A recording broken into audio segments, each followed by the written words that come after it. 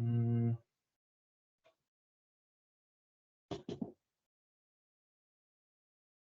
see. Should have started.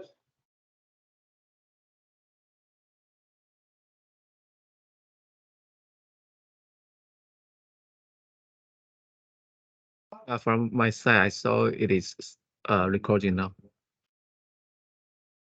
Okay, great. So let's go.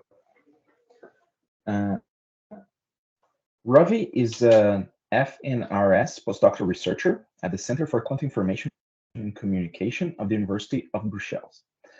Previously, he was a postdoctoral researcher at the Perimeter Institute for Theoretical Physics in Waterloo, and he did his PhD in theoretical physics at the Institute of Mathematical Science in Chennai, India. His research is as the interface of quantum foundations and quantum information theory. Let us all welcome our speaker. Okay, thank you. Thanks for the invitation and the introduction, Leandro. So maybe I'll start now. We start recording, right? Okay. Yes. Okay, so I'm gonna tell. Yeah. Okay. Okay, so I'm gonna start with just a broad context for this work. I'm gonna talk about this recent preprint with Ognyan and Oreshkov, where we proposed a notion of non-classicality for correlations that may not respect causal order, that you may not be able to achieve in a situation where parties are ordered in a definite way. Okay, so I'm going to try to introduce all the necessary concepts during the talk, and only what's needed for this talk. Of course, the field is much bigger than what's in this talk, so that's just a little qualifier. So let's go. Okay, so so the question is, what is non-classical about indefinite causal order? And this question is largely motivated by something called the process matrix framework, which is an attempt to ask what happens if in a multipartite situation, each party is restricted to obey quantum theory. Then what's the most compatible global description of this multipartite situation that that one can write down? And once one writes down this description, what is the statistical behavior of this description? And so it turns out that in the process matrix framework, the behavior of this description is such that the correlations in the framework violate the condition of definite causal order between the parties. And this can happen even in the classical limit of the framework. So therefore, there's a fundamental question about what's non-classical about indefinite causal order. That's just a rough motivation. I'll introduce these concepts. And the one constraint that we want in answering this question is that our answer should be operational. And when I say operational, I mean another word for it may be device independent, in the sense that you only want to look at the input-output behavior of the local labs, the local parties. And based on that behavior, you want to be able to infer infer facts about the classicality or non-classicality of what's going on inside the labs. Okay, so this is a quick outline of the talk. I will first describe the general setup in which I'll frame the discussion. Then I'll talk about these things called causal inequality violations that have been studied in the process matrix framework. And then I'll point out how they're not always non-classical. You can have causal inequality violations even with completely classical resources. So that which will motivate our question, what's non-classical about these things, causal inequality violations. And the answer I'm going to propose is this concept that we termed antinomicity. And and then I'll describe some properties of this property, properties of this property. Yeah. Okay, so the setup. So the general operational paradigm. So when I say the setup, just like in Bell scenarios, when you describe a setup, it's basically a bunch of parties which are space-like separated. So that's kind of the basic setup, and they can all receive a quantum system and do a measurement on their local system that they receive. That's an example of what I mean by a setup in a Bell scenario. So similarly here, I have to describe the physical situation within which this notion is defined. So that's what I'm going to define now. So this is the setup. So the general operational paradigm is that each lab can receive some input system from its surroundings, from its environment, and conditioned on some classical variable AK. So think of this as a classical input or a question that you ask of the local lab. It can do some local intervention on the input system it receives. So anything that's allowed under the theory that governs the lab can be done on this input system. And based on this intervention, the lab will respond with some answer. Okay, think of this as, for example, a measurement outcome, and this thing AK as some sort of a measurement setting. In general, these are instruments in quantum theory, for example. And then the lab can send out a system to the environment. So this is an output system that's sent to the environment. And that's it. That's all each lab can do. It can receive an input system. It can do some local intervention on this input system, and it can send out an output system to the environment. Okay, so one way to put this is that it's a single round scenario. Okay, so there's only a single round of intervention that each party is allowed to do. And I'm labeling the parties by K here. So K runs from 1 to N. And when I say operational answers, I mean that there are judgments about classicality or non-classicality should be in terms of this conditional probability distribution of answers given questions. So x1 to xn given a1 to an, right? So just like in a Bell scenario. So that's the general paradigm within which we are working. And now we can try to fill in this general paradigm with more concrete frameworks. So here, for example, is what's called the process matrix framework.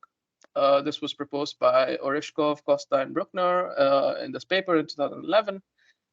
And what the framework does is it specializes the local labs to be quantum. Okay, so the thing that's happening inside this lab respects quantum theory. That's what's assumed in the framework. Which means that it can receive quantum systems associated with some Hilbert space, HIK, for example, here. It can do some quantum instrument on this input system. So this is the Choi matrix associated with the quantum instrument. And the instrument can, in general, will in general depend on some question that the party receives. Okay. And so that's here. That's what labels the instrument. And then the various answers, XKs, they label the local the CP maps basically that define your full instrument. Okay. And so since it's so once you do this intervention, there must be some in general there will be some post measurement state, for example, which will be sent out to the environment. And this may be on a different Hilbert space, HOK, for example. Okay, and so this Choi matrix is defined on is a bounded linear operator on the tensor product space of HIK tensor HOK. Okay, that's the kind of the mathematical form of this. I haven't explicitly written it down here, but that's what I have in mind. Okay, and then the environment, everything that's outside the labs, is described by this object W that we call the process matrix. And what the process matrix does is it defines essentially the set of all linear functionals that map these Choi matrices, these local instruments, to probabilities. Okay, so it's a map from these local instruments to probabilities that's expressed in this way through this trace rule. Okay, so if you haven't seen this stuff before, one way to maybe just think of it as a generalization of the situation in a Bell scenario where each party can receive a quantum system.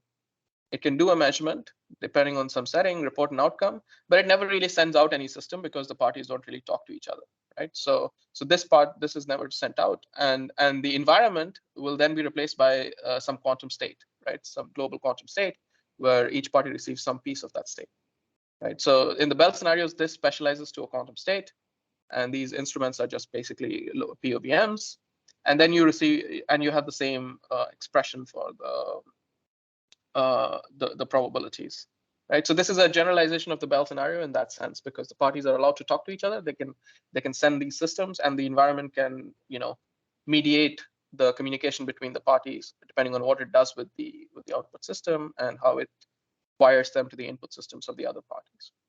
Okay, so that's just keep that picture, that physical picture in your mind, and the mathematical expression, as I earlier alluded to, is kind of a generalization of the Bond rule, where the process matrix kind of takes the role of the state in a way, and the local instruments take the role of the local measurements in a Bell scenario.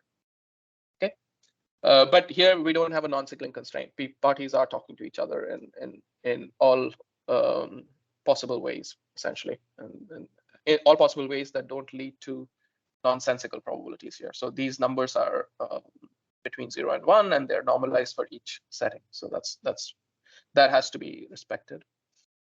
Okay. And so of course, the fact that these probabilities have to be valid probabilities puts constraints on these operators that you use, the process matrix. I haven't written down those constraints, but you can find that in, for example, this paper, or even our paper, where we've defined this notion of non-classical. Okay. So that was the process matrix framework. And now we come to something called the classical process framework. So this is one way to think of this. The classical process framework is as the diagonal limit of the process matrix framework. Namely, when all of these operators are diagonal in some basis for, like, here diagonal in some basis for HIK tensor HOK. When that is true, and so basically you can, without loss of generality, take the process matrix to also be diagonal in that basis. When that is true, you recover the classical process framework. Okay.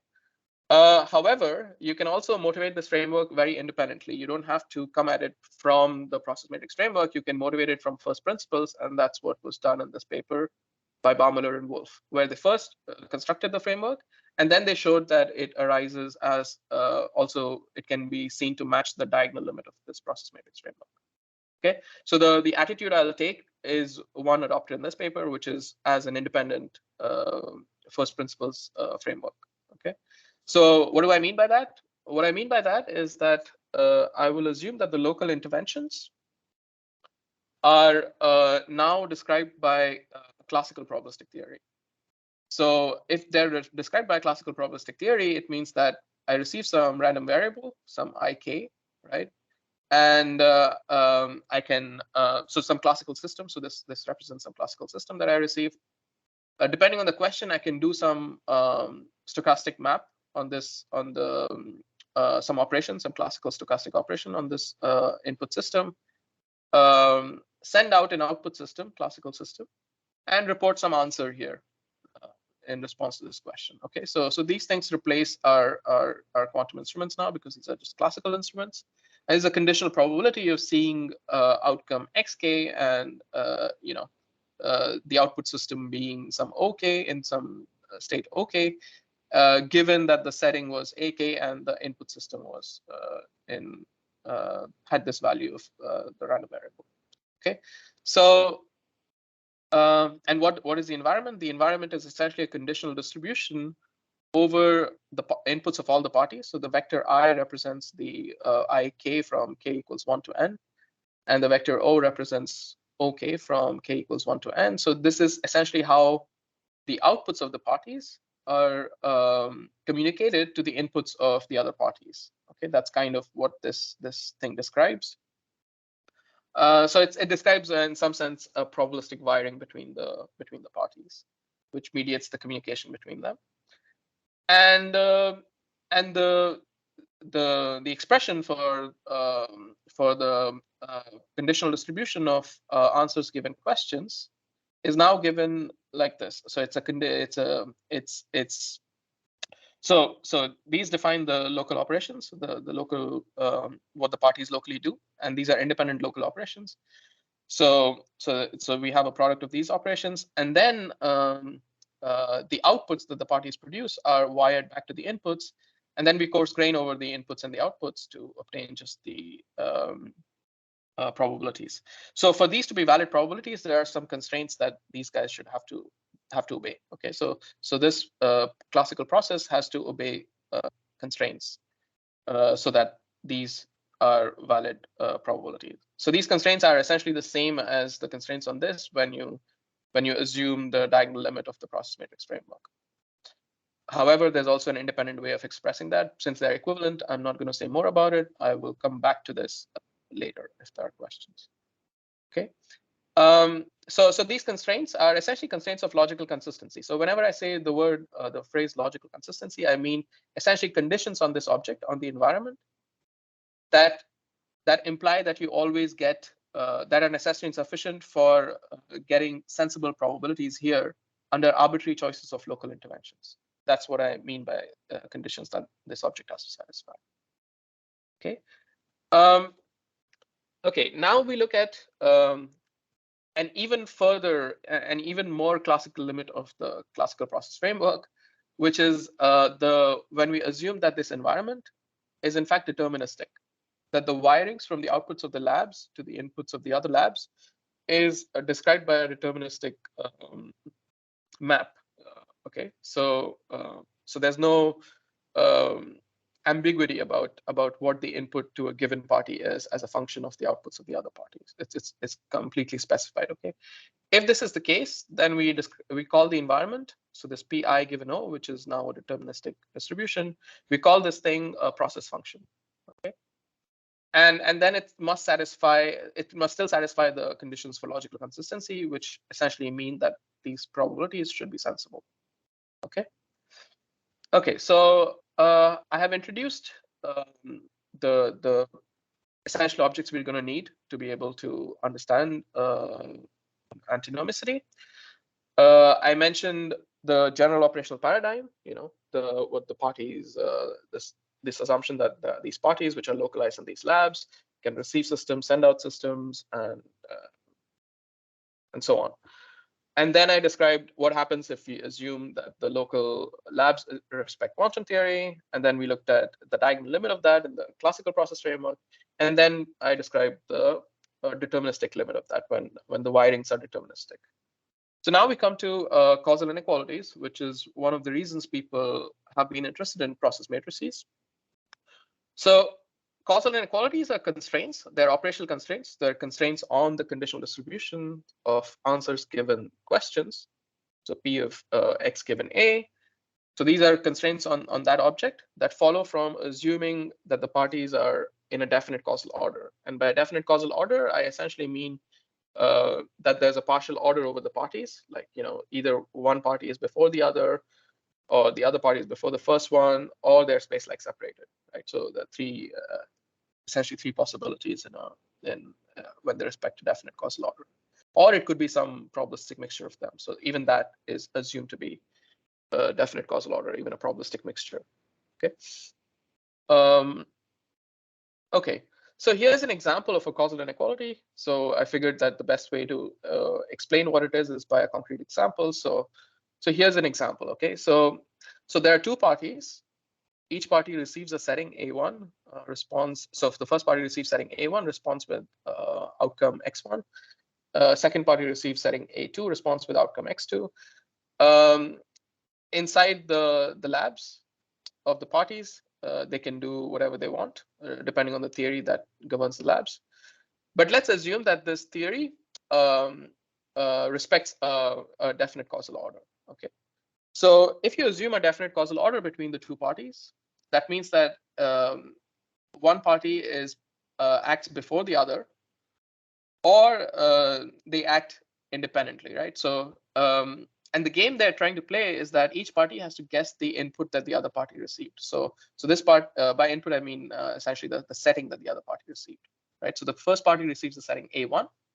So that means the second party's outcome X2 must guess what A1 was.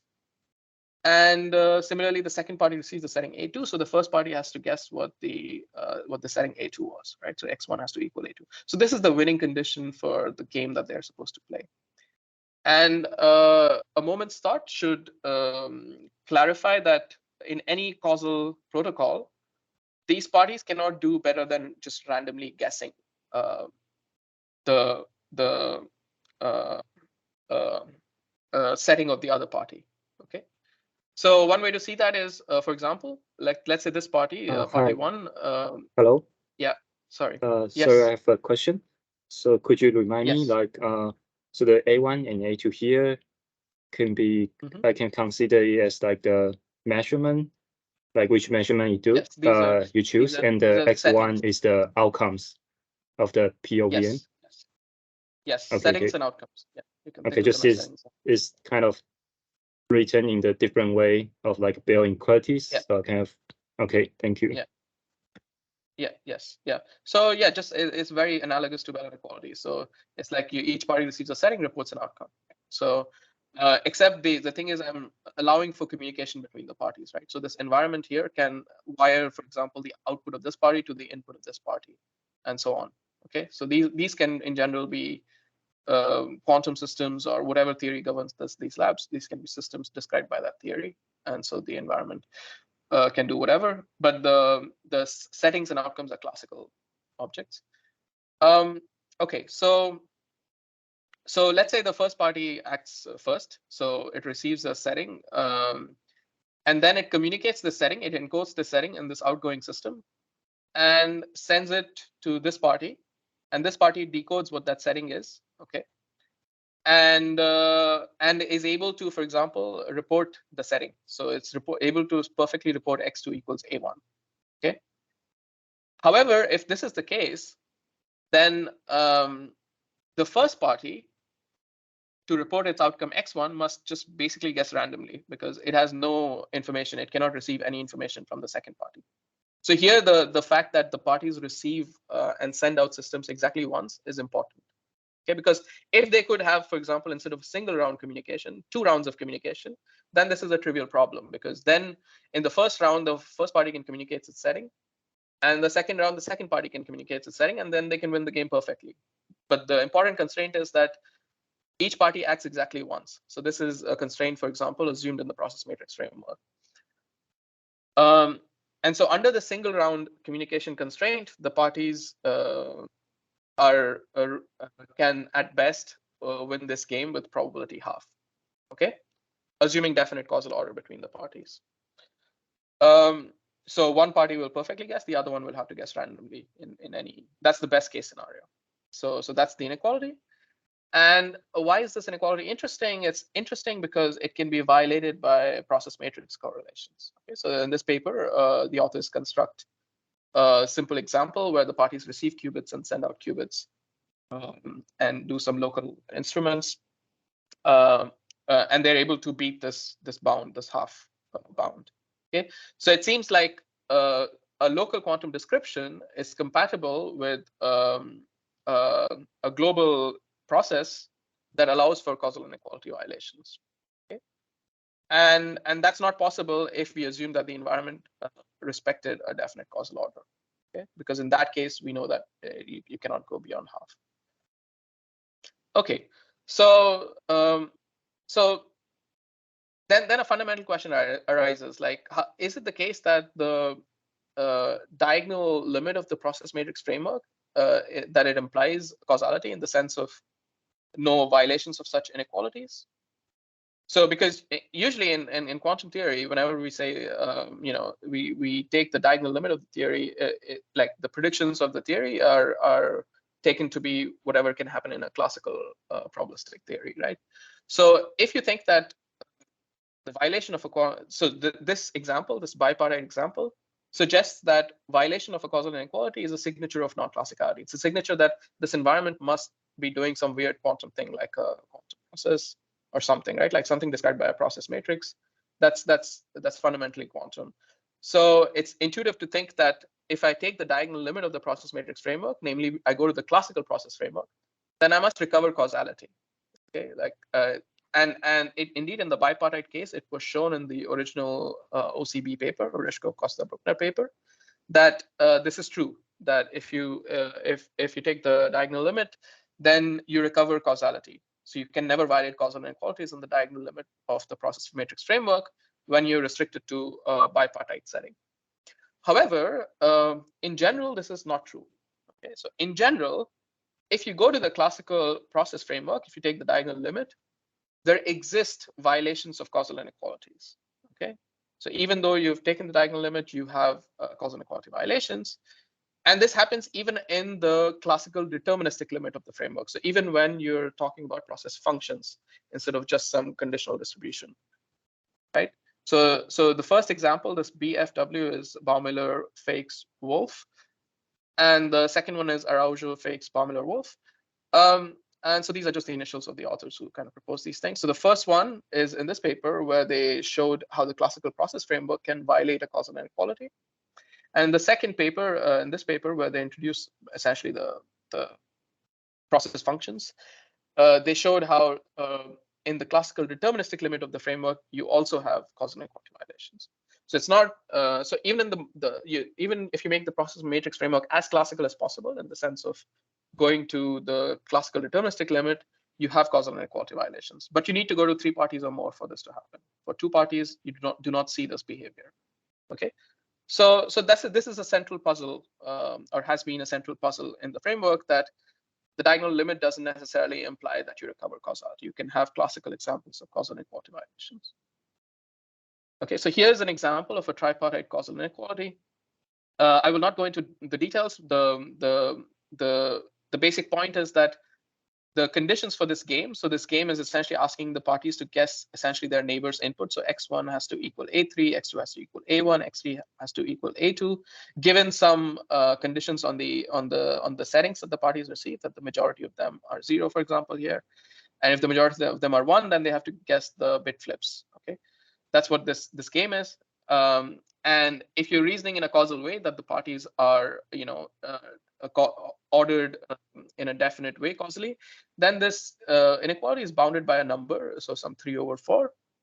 And it turns out that this can be violated by a process function. So recall that a process function was just some classical map from the outputs of these parties, some classical random variables, to the inputs that the parties receive, which are also classical random variables. So even in that situation, you can violate this inequality maximally. Okay, so clearly this violation can happen in a completely classical picture. So this is the process function that violates it. So if you plug in these relations, these conditions, like for the map that describes the dependencies of the inputs of the parties on their outputs, with appropriate local interventions here, then you will see that you can win this game perfectly. Okay, I'm not showing that here, but it's a simple matter of just using these constraints and inserting appropriate local interventions. Okay, so I'll just ask you to believe me that this process function can violate this inequality maximally. So what does this tell us? This tells us that causal inequality violations do not require non-classical resources in the sense that you can describe whatever is happening here with a completely deterministic map from the outputs to the inputs. Okay, classical deterministic map. So then when is a non-classical correlation when is a non-causal correlation also non-classical? That's kind of the question we are asking here. Okay, so if causal inequality violations are not a signature of non-classicality, what kinds of signatures for non-classicality can we look for? And this the notion that we propose is what we call antinomicity.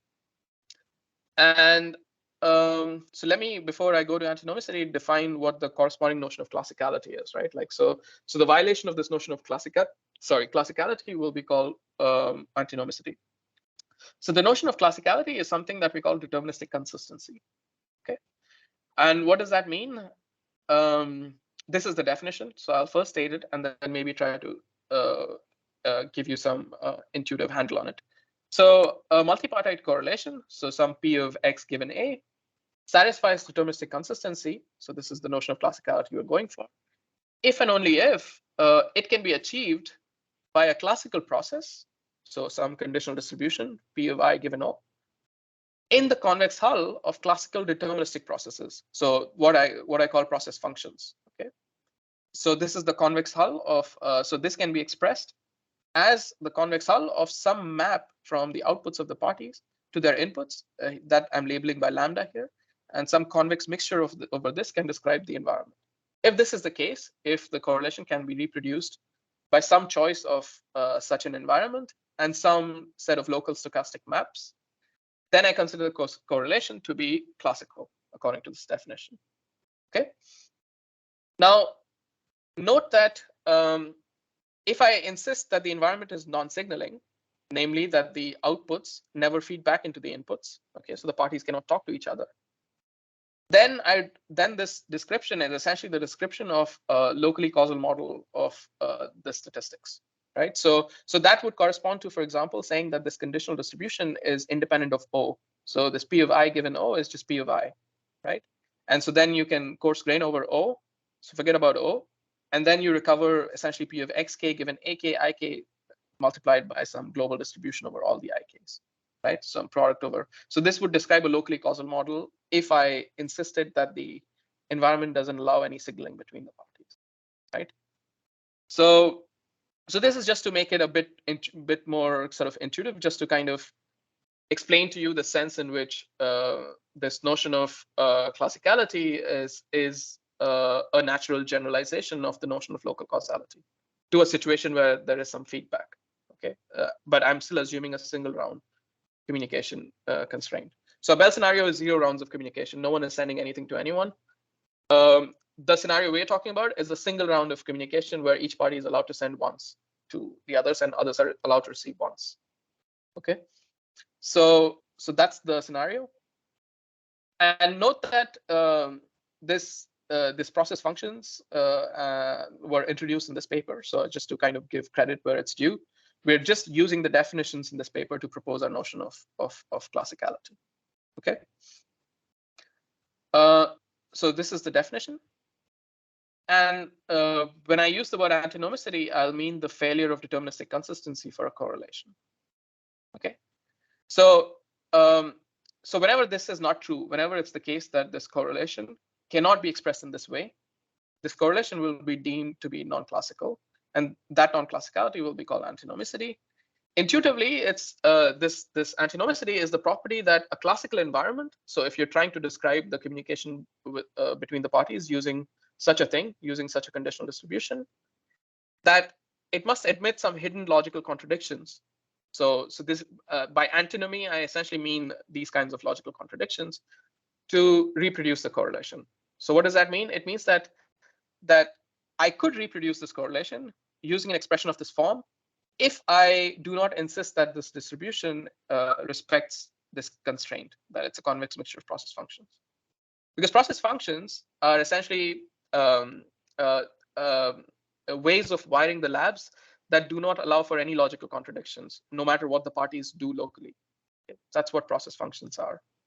So when I say hidden logical contradictions, it essentially means that a classical description will have to go outside this set of processes. Okay, so one way to going back to a Bell scenario, one way to think of antinomicity is as some sort of an analog of non-locality, because in not one way to think of Bell inequality violations is that in order to recover them classically, one way to recover them classically is to allow for a non-local hidden variables, right? Like to allow for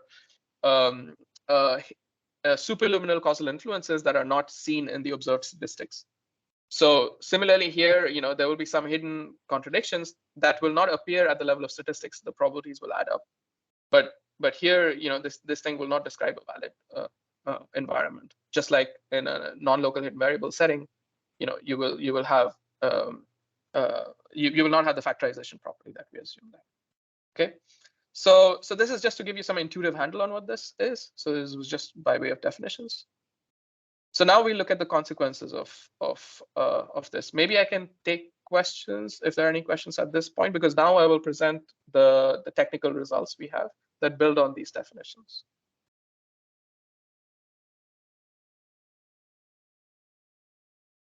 If there are no questions, I will proceed.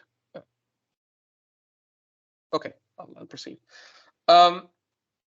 Okay, so this naturally leads to a hierarchy of correlation sets.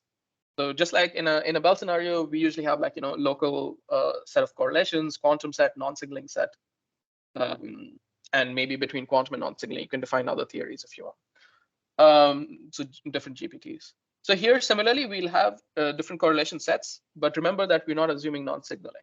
Okay. So when I use the term correlational scenario, I will mean essentially it'll be defined by this triple. So just like in a Bell scenario, so n is the number of parties, m is the number of measurement settings that each party has, or maybe the settings for the instruments. So instrument settings if you want, because they prepare some post-measurement state. And d is the number of outcomes. Okay, so the number of outcomes that each party, each setting can have. Okay. So these are the settings, these are the outcomes. We are interested in all possible conditional distributions, essentially. Okay. So note that there are no there's no assumption of non-signaling on these observed correlations. Okay. So it's the full polytope, basically everything. Okay. So within this scenario, we can define 4 sets of correlations. So the first set is what will be called the classical set according to our definition of classicality, which is DC. So this is the deterministically consistent set of correlations. And these are the ones that are achievable by convex mixtures of process functions. Okay. The second set is what we call probabilistically consistent correlations. So these are correlations that you can achieve via diagonal process matrices. Okay. So if you go to the classical process framework, so again, so the important thing to note is that convex mixtures of process functions do not recover all classical processes. Okay, so the set of classical processes is strictly bigger than the convex mixtures of process functions. So we're driving a wedge in the classical process framework between those processes that can be expressed in this way and those that cannot. This includes like all classical processes, of course.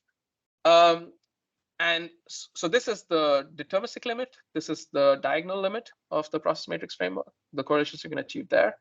And this is the quantum process correlations. This is everything you can do with process matrices. And the last one is something that we call the quasi-consistent set of correlations. And this correlation set is essentially equal to the full set of correlations. Okay, it's the full polytope described by this. But that is something that follows from a little argument. It's not a definition that's the full set of correlations. It's more that you can derive the fact that it's the full set of correlations once you define what this means. Okay. Okay. So there are these 4 sets, and one of the key things we show is that there are strict inclusions between them. That the first set of correlations, the classical set of correlations according to our definition, this deterministically consistent set, is strictly contained within the probabilistically consistent set, which is further strictly contained within the quantum process correlations, and which is a strict subset of the full set of correlations. So quantum process matrices cannot achieve arbitrary correlations. Okay, that's the lesson of the strict inclusions, even though you have indefinite causal order. Okay, so to show so let me try to describe quickly what the logic of these strict inclusions is. To show these strict inclusions, the key theorem that we rely on is something we show in our paper. So it's theorem 4 in this preprint, which is that a deterministic correlation. So when I say a deterministic correlation, I mean this P of x given A is always either 0 or 1. Okay, so it's not an arbitrary probability, but it's a deterministic correlation. A deterministic correlation can be realized by a process matrix if and only if it can also be realized by a process function. Okay, so if you assume these correlations to be deterministic, which is basically vertices of the full polytope, right? So if you assume them to be deterministic, a vertex can be realized by a process matrix if and only if it can also be realized by a process function. That's what this theorem says. And again, I will hark back to a Bell scenario just to sort of keep building this analogy. In a Bell scenario, if I view this statement in a Bell scenario, it's kind of quite straightforward. When I say deterministic correlation, in a Bell scenario, I mean the deterministic vertices of the non-signaling polytope. That's what I mean, and those are the Bell vertices, right? So those can be realized by a quantum state in a Bell scenario, non-signaling scenario. If and only if they can also be realized by a local hidden variable, which is true in a Bell scenario, right? Like, so the vertices of the Bell polytope are classical in that sense. So here the same thing is true here, except now we are looking at deterministic correlations in a single round communication scenario, and we are saying they are realized by a process matrix if and only if they can realized by a process function. Okay. Okay, so this puts a constraint in some sense on what you can do in the process matrix framework. In this sense that any deterministic correlation, so the guess your neighbor's input, for example, is a deterministic correlation because x1 equals a2 and x2 equals a1, right? So there's no probabilities involved in achieving that thing perfectly. So any deterministic correlation that's unachievable by a process function. So if you cannot do something with a process function, then you cannot do it with a process matrix. That's what that theorem means. And this is the feature that we'll use to show the strict inclusions. So this is the logic of the first strict inclusion, that on the right-hand side, that quantum process correlations are a strict subset of the full set of correlations, which we call quasi-consistent. So the first step is to note that every deterministic correlation, as I just said, achievable by a process matrix is achievable by a process function. In the bipartite case, we know that perfect guess your neighbor's input correlation, so that correlation of x1 equals a2 and x2 equals a1, is unachievable by any process function. So we cannot achieve that with classical processes in the bipartite case. We know that because in the bipartite diagonal limit, there's no causal inequality violation, and this thing will require a causal inequality violation. So this fact was shown by OCB in their original paper, that diagonal limit in the bipartite case is no causal inequality violation, and because of that, you cannot have perfect guess your neighbor's input correlation in this limit, and that implies that you cannot have this perfect correlation even with any process matrix. So you can violate the inequality, but you cannot violate it maximally in the process matrix framework. That's what this implies. Okay, so there's the strict inclusion. The second strict inclusion is the fact that the classical processes, the probabilistically consistent correlations, are a strict subset of quantum process correlations. Okay, this follows kind of just from the bipartite case, because in the bipartite case, these two sets, DC and PC, are equal. They're the same set of correlations. And causal inequalities, and we know that causal inequalities are violated by process matrices. Okay, so this set, yeah. So if you violate causal inequalities, you're in this QP, but you're not in this probability consistent set, because the diagonal limit is there's no causal inequality violation. Okay, this PC is kind of the diagonal limit.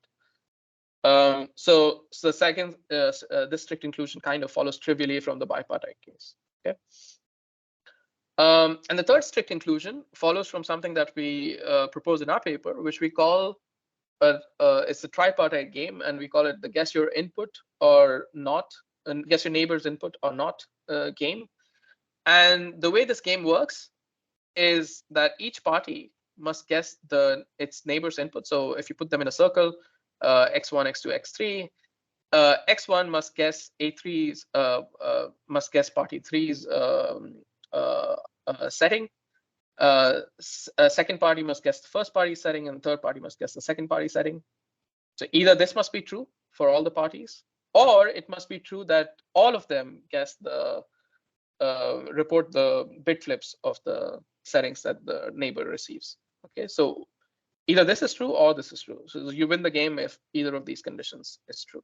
Okay, and so you can write down the winning probability like this. You sum over those terms of the distribution that respect these constraints, and then you can show that there are these bounds on the winning probability in this game. So if you assume causal strategies, then you get a probability of half. You cannot do better than just randomly guessing in a causal strategy.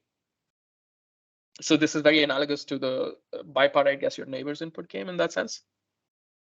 A classical strategy by which I mean using process functions in the sense of are deterministic consistent, using deterministically consistent correlations. You can go up to 5/8, so you can violate this inequality. So this is a causal inequality, right? So you can violate this with a process function, basically the same process function, this AFBW process function, up to 5/8. Okay, so this bound, this 5/8, is a bound that follows from deterministic consistency. Okay, so we show that this bound is true regardless of what process function you use, or what convex mixture of process functions you might use, and without any assumption on the dimensionality of the systems that the party receive or send out. Okay, so this is a bound that follows from our notion of classicality, and then we show that this can be violated up to maximally. This can be violated maximally if you allow these probabilistically consistent correlations. Okay, so using this BFW process, you can violate this maximally. Okay, so anything beyond 5/8 is any correlation that beats 5/8 is an antinomic correlation according to our definition. And so this is one witness of such in the tripartite case, and you can violate this maximally, in fact. Okay, so so that's it.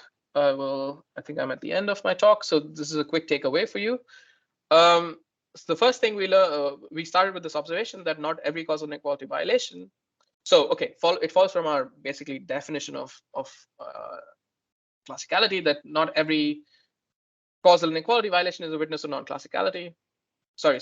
So I mean, the intuition was that since you can have causal inequality violations with process functions, it's obviously not a witness of non-classicality in that sense. So then we propose antinomicity as non-classicality in correlations without causal order within that general paradigm that we described. It's a single round protocol, so you have to remember that. And that leads to a hierarchy of correlation sets, which have some strict inclusions between them. And one important thing to note is that this notion doesn't make very concrete assumptions about the network structure of how the parties are connected to each other. So usually notions of non-classicality, like Bell inequalities, for example, they assume some network structure, like the parties are, for example, causal inequalities. They assume some property of the network structure, namely that the network structure is such, can be understood in a causally ordered way, right? Like, so it's you can represent it with a directed acyclic graph. That's one way to say it, right? So here we're not really assuming that, for example, right? So we allow even cyclic structures. So in that sense, it's more independent of network structure than, for example, causal inequalities. So that's what I mean by no assumption. Of course, there are assumptions, which is like the logical consistency is an assumption. But that's an assumption about like getting sensible statistics out of your framework rather than an assumption, a causal assumption. Okay, so by no assumption, I really mean no causal assumption. Okay, and so I'll also mention some open questions quickly in case people are interested. So the first open question is fully characterize the classical polytope in the simplest non-trivial scenario. So 3 parties, binary settings and binary outcomes. We haven't characterized the fully characterized the classical polytope. We gave just one inequality. Okay, so that's the first problem. Second, can you witness antinomicity with what are called unitary process matrices or unitarily extendable process matrices? So these are process matrices that are assumed to be sensible in the sense that they fit what's called the quantum causal models framework. So you can give a concrete quantum causal model for them. So there are process matrices that do not satisfy this condition or are not known to satisfy this condition, where you cannot sort of give an account of them in quantum causal models. So the question is, can you witness antinomicity with things that fall within the quantum causal models framework? So the example that I gave of antinomicity doesn't fall within that framework. Okay, so it's an exception to this. It's not of this type. And the third is, can we prove Sirielson type bounds on process matrix correlations? So we excluded some deterministic vertices. So we said some of the deterministic vertices are not achievable. But we didn't rule out any volumes we didn't put any bounds on concrete numerical bounds on the process matrix correlations. We just said that they cannot be extremal in that full correlation. They cannot achieve all extremal points of the full correlation polytope, right? And the final point is that are there any infinite dimensional surprises? Because the process matrix framework that we use is a finite dimensional framework. So parties receive finite dimensional systems, send out finite dimensional systems.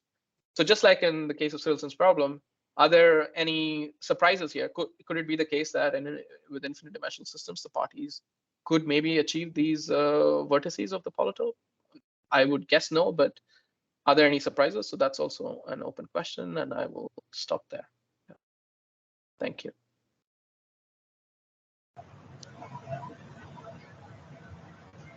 Okay, thank you very much for your talk. It was a very nice talk. Now we can open for questions.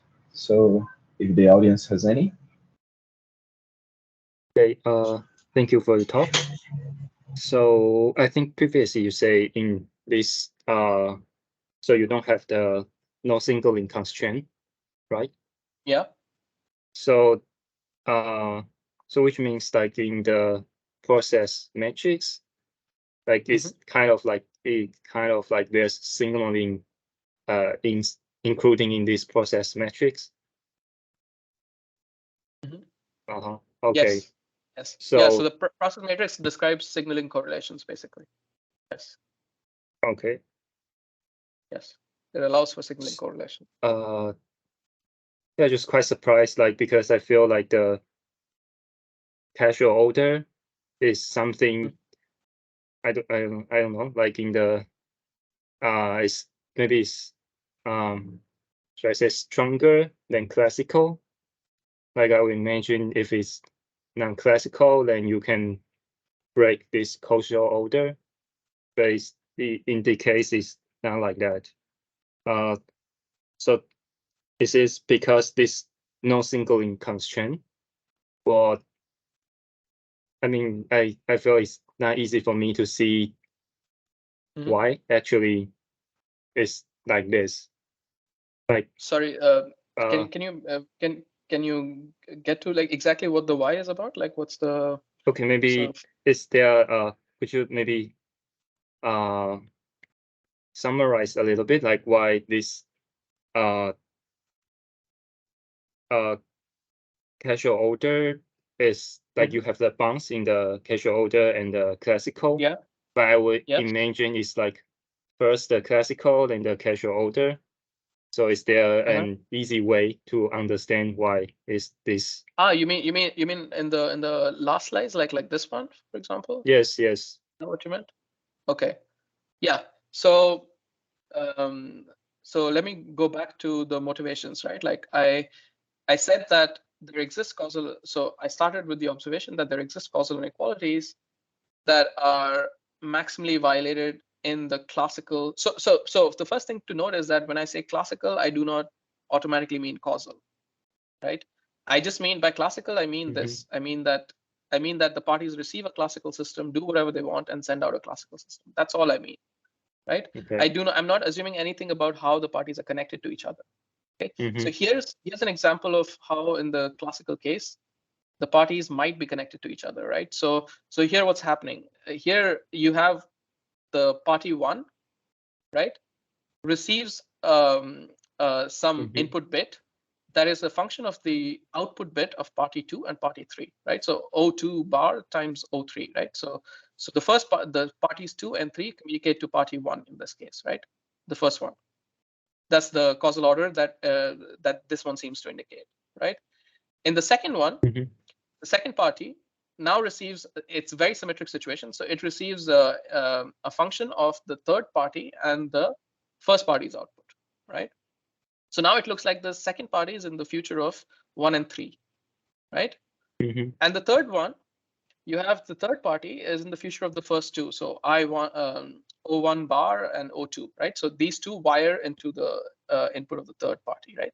So if you look at this process function, it arises in the, so it describes some wiring between the labs, but it's not a causal wiring. It's a completely deterministic wiring. It's between classical variables, but it's not a causal wiring, because if you take this wiring seriously, it says that each party is in the causal future of the other two, right? Yes. And if that's the truth, if that is the case, then this cannot be happening, for example, in Minkowski spacetime, right? This cannot happen there. Yes. right? It's yes. So clearly there is it's a classical thing that doesn't respect definite causal order, right? Yes. Okay. It's signaling. It can allow signaling. This is explicit signaling going on between the parties, right? Mm-hmm. Does that answer your question? Like how causal is not the same as classical? Yes, I think So I would recommend kind of looking like at maybe I need to think about it. So like basically just okay, like each okay, the I is the future of the another two system, like O2 and O3. Okay. Mm-hmm. Yeah.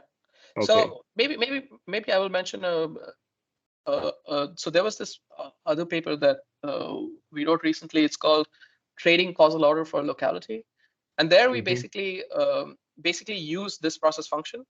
So there we build a connection of this process function with what's called quantum non-locality without entanglement, if you've heard of that. So maybe that will give you a bit more of an intuitive handle on what this is doing, because it gives you an interpretation of this in terms of like something you may know from standard quantum information. So just a suggested reading if you're curious. Like. Okay. Thank you. Okay.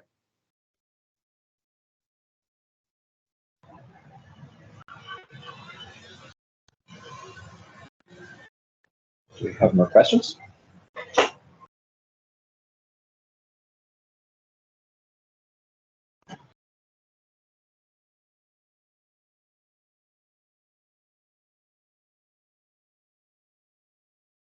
While the audience thinks a little bit, I'm not sure how to phrase my question, or if it will make sense. But when you're defining this this process matrix, and even when the on the very few slides, you were always including the environment, right? So you're going to have the process something. Matrix describes the environment, yeah. It describes only the environment. Yeah, not yeah. The so like, sorry, could you repeat? Yeah, I said the process matrix, this W, it describes just the environment. It doesn't describe the local, what's happening in the local labs. Because these are two autonomous things. So there's the process matrix, which describes how the labs are configured relative to each other in some sense, like how they're to each other. And there's the local interventions, which is what the labs locally do. Okay, these two things are independent of each other, is what I'm trying to say. But so it's a bit like in a Bell scenario, like you have the quantum states that different parties receive, and the interventions they do. These are independent of each other. They can do whatever intervention they want. They don't care what state they receive, right? Like, there's some freedom in experimental interventions that the parties can do. So that freedom is kind of assumed in the framework, that you have free local interventions. Yeah, sure. Like the labs can actually in autonomous form, but from the drawing specifically, what they receive has some kind of connection with this environment as well, right? And when you write this matrix, even classically, you also have. So does this kind of causal connection that we have, or this connection, let's say, is like permeated by this? And if it is, like, there's some sort of intuition to try to understand that. Yeah, so I mean, I think the best way to understand this is to look at this quantum causal models framework, which is due to Brett Lorenz and Oreshkov. So it's like a paper in, I think, 2019, one in 2021. On well, the one in 2021 is the one about cyclic causal models, is what it says. So there they try to give a causal account of process matrices. The causal account. So there is a causal structure associated with the process matrix, at least unitary process matrices. And so a process matrix, I mean, it's not some weird object. What it is a special type of quantum channel from the outputs of the labs to their inputs. Okay, it's not an arbitrary quantum channel, but it's a quantum channel that gives sensible probabilities here. Okay, and so that's one way to think of a process matrix. Okay, think of it as like a special family of quantum channels from the outputs of the labs to their inputs. Does that help? It describes just the global causal connections in a way, in that sense. Yeah, it's because I'm not sure. Like I said at the beginning, I'm not completely sure how to formulate this question, but I'm trying to think on when you first learn about causality, when you talk about simultaneity of events, and you have perhaps the string, something happens, you have two observers. So I'm trying to see like what would be this connection here, because if we have these channels between them, perhaps there's going to be some correlation between the inputs that they receive, right? Is this the responsible for at least some of the correlations that you see here? Like these two scenarios that I just said, they are not the same, right? Yes, yeah. So of course, this is how you beat the causal inequalities, right? Like, because you're firstly, if you're in a completely causal situation, if the labs are wired in a way to respect relativistic causality, for example, which is the case in standard quantum theory. So process matrix framework is not quantum theory, right? Like it's an extension of it in some sense. So because in standard quantum theory, you do assume a global time, a global, some causal order is kind of implicit. So this is of course not standard quantum theory, even though it's described using objects from standard quantum theory, right? So and I mean, I don't know, I think the classical case clarifies this a lot more than just abstractly looking at some process matrix. So because these are also process matrices, these are examples of process matrices and the simplest examples. So when I was going to this case of the three parties wired in this way, right? So this description is clearly not compatible with a definite causal order, and yet it's an example of something that happens in the process matrix framework. So think of it's a kind of a weird sort of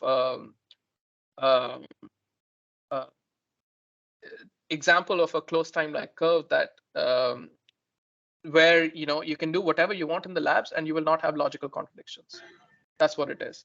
So I mean, a simple closed time-like curve would be, for example, if I feed this O1 back into I1, right? Like if for each party, like your future talks back to your past kind of thing, right?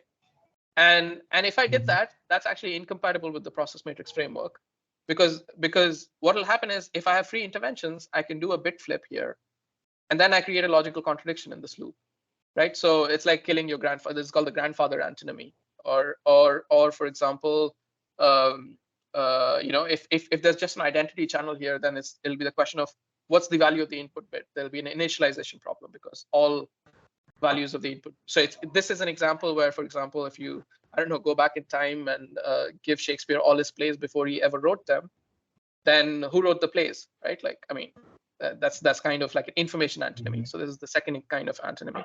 And these are kind of equivalent under interventions, because it depends on whether you do a bit flip or an identity channel here, what kind of intervention you get, what kind of paradox you get. And the reason so just to say, the reason this notion of non-classicality is called antinomicity is that if you were to try to give a classical description of this, then you will have to invoke these kinds of classical feedbacks that lead to kind of potential logical contradictions, time travel antinomies. That's where the name antinomicity comes from. But these are not allowed in the process matrix framework, basically. It's kind of the. And yet the quantum case violates these antinomy witnesses. So it's just like in quantum theory, in standard quantum theory, you have completely local descriptions and you have this quantum state and you do these local measurements and you violate a Bell inequality, right? But that doesn't mean that there is some superluminal communication going on. It's a completely non-signaling theory. It doesn't have any signaling across space-like separation. Similarly, here, you don't have any paradoxes, any antinomies in the correlations themselves. But if you try to force a classical description on it, then you will see paradoxes. Similarly, in a Bell scenario, if you try to force a classical description on it, you will have to give up something. So, for example, you could give up, locality of the hidden variable. You can have non-local hidden variables. So similarly here, you will have to give up on something, which is that, for example, the possibility of time travel antinomies. So I don't know if this helps a bit. I think it does. Thank you. Okay. So does the audience has any more questions? Thank you for the talk. Thanks. Yeah, I just maybe missed some point. It seems that the plus function and plus matrix are important for you to distinguish some boundary, but what's the plus function and plus matrix separately? I kind of missed the two. What's the difference of the two things? The difference, yeah. So if you take a process matrix, okay. Yes. And if you assume that it's diagonal, okay, it's defined as an operator on the tensor product of these spaces, HIK tensor HOK, with K running from 1 to n. Okay, so this is an object defined on that space. So if you assume that it's diagonal in some basis, where you choose these local bases for these, choose whatever local bases you want. And if you assume that, and you assume that the diagonal entries of the process matrix are 0, 1 valued, they're either 0 or 1, no probabilities, then essentially the diagonal entries define a process function. Okay, they define something like this thing. So the diagonal entries will look something like this. Okay, they will not look like this, but basically they will be 1 wherever these conditions are satisfied. Okay, they'll be 0 everywhere else. So it's basically something you try to simulate the classical case. I mean, classical one. Yeah. It's the deterministic. It's a diagonal deterministic limit of a process matrix. That's one way to think of it. Okay. But you can also independently think of it as just a map from the classical outputs of the parties to their classical inputs. So some deterministic function from the outputs of the parties to their inputs. Okay, both are equivalent descriptions. But yeah, so yeah, every process function is a process matrix, but every process matrix is not a process function, basically. I see. Yeah. Then why the figure you showed earlier, the three-party, is the process function you mentioned. How do I see from the figure? Yeah, this one. Yes. Yeah. So for example, you can take you can encode the bits that the parties receive in some two-dimensional Hilbert space, right? So you can fix the basis of that Hilbert space to be, for example, the computational basis everywhere. You mean for each party? Yes, for each party, right? So take a computational basis for each party, and everything they do is diagonal in that basis. Okay. And then the description will of the process matrix will essentially correspond to this matrix where the diagonal entries of the matrix are 1s or 0s wherever you satisfy these functional relations. Wherever, like, so if you take your rows to be labeled by the vector I1, I2, I3, and the columns to be labeled by O1, O2, O3, they're all described in the computational basis. Then the entries will be 1s or 0s wherever these conditions are satisfied. Okay, like, does that help? Like what I'm trying to say? Yeah. Yes. So the A1 and X1, I mean, the answering and question are not important here. Yeah. I see. No, not for because that's because it's a description of whatever is happening in the shaded region, right? So the A1, X1 is something that the parties locally receive, and they do something depending on that. So it's just like the Bell scenario, right? Like the settings and outcomes are external to the quantum state, for example. I see. Okay, good. Okay, thank you. Thanks. Yeah, I think we're getting close to 6 p.m. here. So I imagine you should go, Ravi. Yes, I would like to thank you again for accepting the talk, coming here, giving us a nice presentation. Yeah. I'm going to stop the thank you very recording much. Thank you. I'll stop presenting.